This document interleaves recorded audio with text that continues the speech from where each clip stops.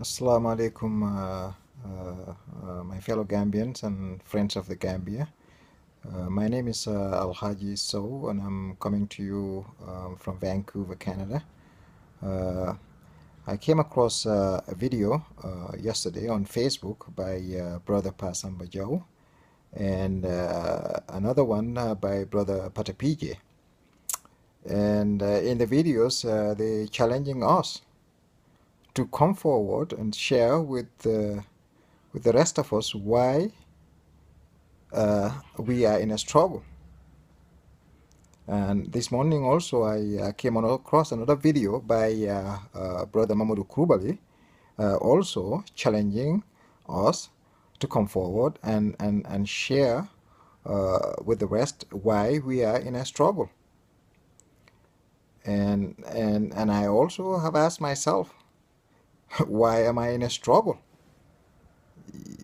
For the last 2 years, I have just been going up and down, up and down, up and down, without a sense of direction. I never asked myself even, where am I going? What am I doing? So it's really important, sometimes to stop and ask yourself. And even I have asked myself. I live thousands and thousands of miles, from the Gambia where the problems are. And so it just doesn't make any sense for me to sit here in a free country where I am free to do whatever I want, say whatever I want, go wherever I want to go. My children can run out the streets and play around, and they go to school. I can raise them anyhow I want, and yet, and I am in a struggle. It just doesn't make any sense. But here's the truth. Here is the reality, the truth. I will tell you the truth. Why I am in it. In August of 2012, I was lying right here, the same position in this bed watching TV. And I saw Ibrahim Sankare on Al Jazeera pronouncing on TV that 9 Gambians were executed in the country, killed on a broad daylight by Al-Haji Nuru Nasiru and whatever his names are. He killed them all, which was condemned by the whole world. And until today, nothing came out of it. And one of those 9 was a brother of mine. And guess what? Guess what? I started crying right away. It was very emotional for me. And ever since that day, I jumped and I joined what they call a struggle.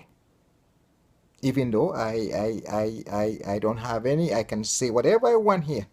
But still, I associate with something that is thousands and thousands of miles. And so the reality is, what is it that is happening to our families and friends and country? It has no boundaries. It's an effect that will affect you. If you like it, if you don't like it, it is already affecting all of us. I'll give you an example, a very simple example here. I have a brother who's also somewhere around here, given all that is known in that country. Until today, he refuses to be vocal about it. He refused to be part of it. But he called me the other days and he goes, Alhaji. And I go, yes, brother. Can you help me with a calling card that has cheap rates to the Gambia? You've been helping me for all these years, but these rates, they just keep going up. And I told him, I said, yep, they will continue going up. They're affecting you if you like it. They will continue to affect you if you don't like it, as long as Yahya Jammeh continues to rule that country. So the Jammeh effect on all of us cannot be measured.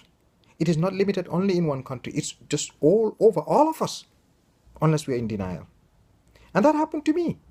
For many years, this problem started a long time ago, but I chose to mind my own business and live my life with the way I want. I was traveling to the country, even though my brother was in jail. I continued doing it. But until he was killed, until it hit home,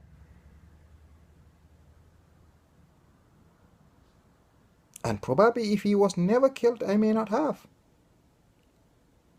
Unfortunate. That is sad, but it's the truth. I am being honest here. And what happened to me had happened to many people before.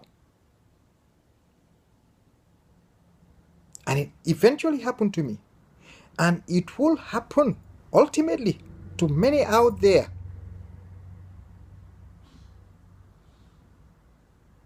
It will. So for me, my challenge here is not to anybody that is already in this struggle. It's to those that are sitting on the fence, that have not been directly affected. I'm sure they are, but maybe their families have not been killed yet. So my challenge is to those people. If I knew what I know now, I would have joined this struggle a long time ago. And if those who are sitting there on the fence, not joining this struggle, my advice to them, that what happened to me can happen to them because it had happened to so many people and I didn't see it.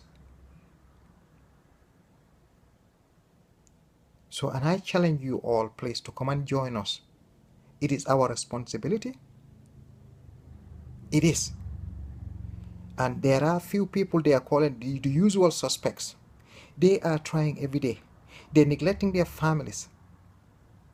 And they need your help. We're not doing it for anybody but for ourselves. We're doing it for our children. We're doing it for our future. It is our responsibility. The Gambia, it's where we all started.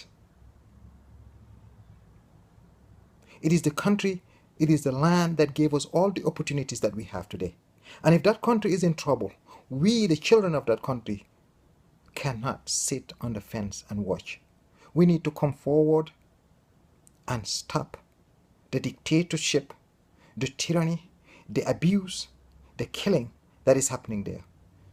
So my brothers and sisters, from the bottom of my heart, this is not a joke. This is reality as we speak. If one person can just shut down an entire nation and deny them every God-given right, sometimes you're just better off to die than live as a slave.